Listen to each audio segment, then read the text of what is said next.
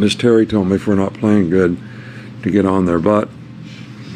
So I just did what I was told. And you know what? I'm just going to come out and say it. I like this because the past couple of years, Nick Saban hasn't been crazy. These players, they've been slacking off. Maybe we need him to act like this.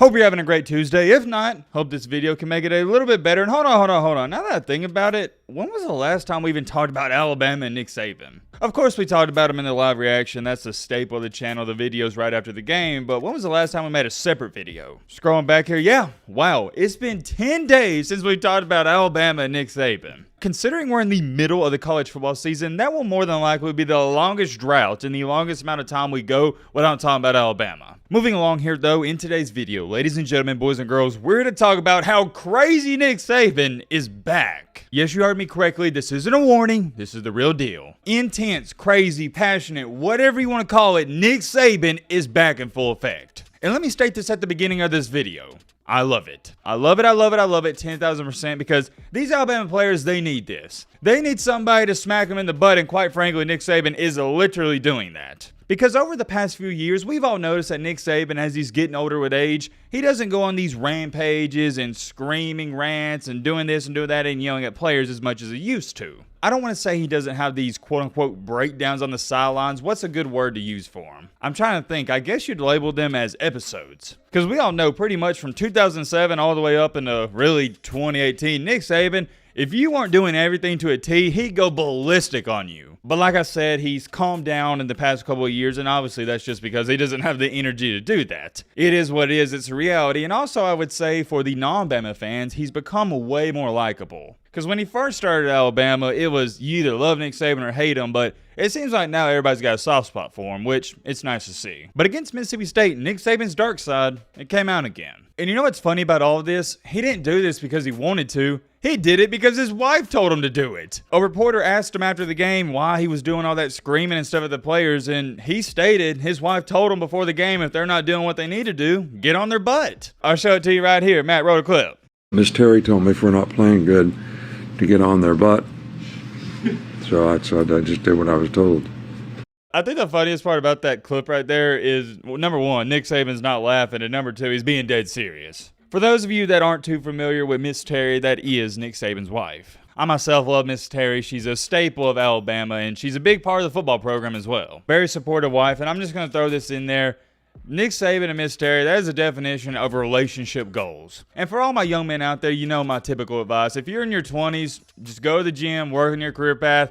Don't get focused and locked in with a girl. You'll come back in 10 years, thank me later. I think it should be every man's dream to have a wife that is as great as Miss Terry because she's beyond supportive of Nick Saban and his career. And my point is with all of this, and the reason I'm bringing it up, and we'll get back to the football talk, is guys, if you're dating someone or you're in the dating game and you're looking for somebody, you want a girl, a woman, a wife that enhances your life, not makes it worse. A relationship is supposed to complement your life, not cause more problems. And Miss Terry has definitely complimented Nick Saban's life extremely well. And for the longest, there was a lot of people out here that they didn't like how Nick Saban was always yelling at these players. And I remember this one quote in saying that Nick Saban stated, and it's always stuck with me. He stated that passion always looks like aggression to the unmotivated. And I agree with that 100%. And honestly, a lot of people, a lot of these kids out here playing college football, they need a head coach like Nick Saban kicking them in the butt. And you know what? I'm just going to come out and say it. I like this because the past couple of years, Nick Saban hasn't been crazy. These players, they've been slacking off. Maybe we need him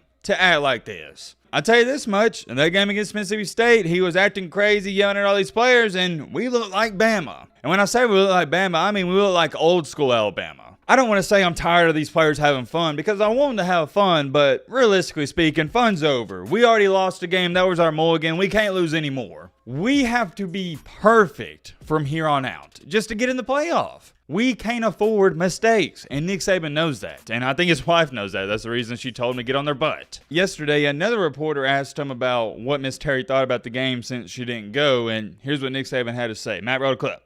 Yeah, Coach, you said before the game, Miss Terry told you to get onto the players if things didn't go well in the beginning. After the game, what did you think her thoughts on the game were? Well, she waited up for me to get home, so that was a good thing. But it was one of the first games she's missed and didn't go to since we've been here. I think it is the first game, actually. And so, she says you can see what's happening a lot better on TV. So I got coached up quite a bit when I got home. I'm curious. Let me know your thoughts down below. When Nick Saban says he got coached up quite a bit, what do you think he means by that? Do you think Miss Terry's telling him, oh, you should have ran this play or done that play, or do you think she's just criticizing how he acted on the field? I have no idea, but I know Miss Terry, she runs that house. It was a couple years ago, or maybe it was longer than that, but Nick Saban even stated one time that she controls whatever's on TV. He just has to watch what she puts on. I ain't gonna hold y'all. Me personally, that ain't gonna happen. I'm watching whatever I want. But hey, that's just me. That's just me. Or I'd let her watch what she wanted, but I'm definitely going in a different room and watching what I want. But going back to Nick Saban acting out a little bit against Mississippi State, having a couple episodes here and there, you almost get the sense and vibe, at least I do, that this Alabama team, they're getting their swagger, I guess you could say, and mojo back. I don't think we're quite there, but it seems like we're on the right path. I tell you straight up, as an Alabama fan myself, I'm extremely high right now. I'm feeling really good. Heading into A&M, we got a lot of momentum, guys. We're coming off a double-digit win against Ole Miss, who just beat LSU, by the way.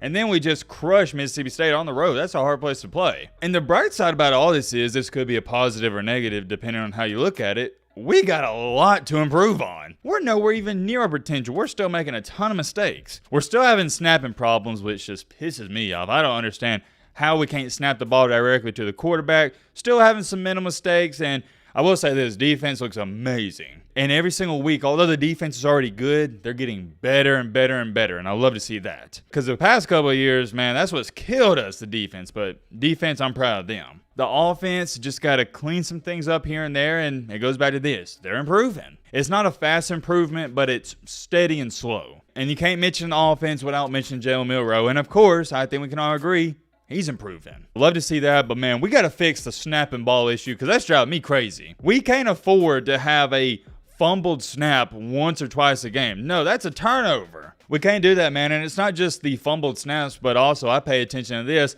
There was about, I'd say, 7 to 8 snaps where Jalen Milroe's either having to reach to his right, left, reach at his feet, or jump forward. That's unacceptable. It messes up the play, messes up the timing. And it's really mind-boggling. I hate to be this guy, but this isn't middle school football. This isn't pee-wee football. This isn't even high school football. This is college football, man. There is no excuse for not being able to snap the ball directly to the quarterback. I could understand having one bad snap a game, but we're having like 7 to 10 bad snaps a game. We got to fix that, and there's also many other things we got to fix, and I think it's safe to say that crazy Nick Saban, he might be back. And maybe, just a maybe, the old school Alabama is starting to come back. I'm very hesitant to say that. We're not there quite just yet, but I tell you this much. Against A&M this Saturday, we're going to find out a lot about this team. I'm going to show you this comment because I thought it was a really good one. To me, this is the game that will make or break the Tide season. Win, and they're positioned nicely coming home against Arkansas and Tennessee, followed by their bye. Lose, and all the wind comes out of their sails with the momentum they built, and they'll not be in the driver's seat in the SEC West. I don't think a lot of people understand the magnitude of this Texas A&M game for both teams. The loser of this game, essentially speaking, your season is over. The winner of this game is going to have all the momentum in the world. We'll have to wait and see what happens, but I'll tell you this much. I am